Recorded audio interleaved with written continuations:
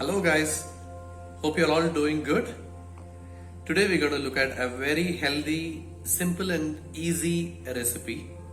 What we're going to do is we're going to look at banana ice cream. This is a very nice way to use the bananas at home. The overripe ones also can be used. It enhances the taste.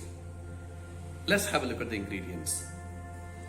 We have taken 4 bananas which are frozen. We left it in the freezer overnight. Taken 1 tablespoon of peanut butter, 1 tablespoon of cocoa powder, cashew and raisins cut into small pieces.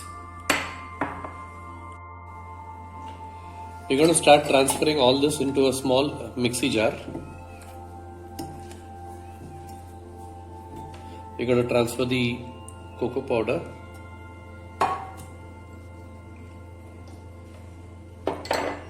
and the peanut butter into this. We are going to whip this now.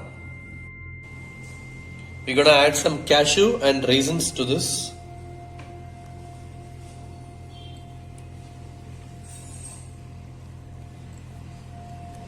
And our banana ice cream is ready. Let me try this now. Wow, simple, very healthy banana ice cream. Try this recipe. Pass on your comments, like, share and subscribe. Thank you.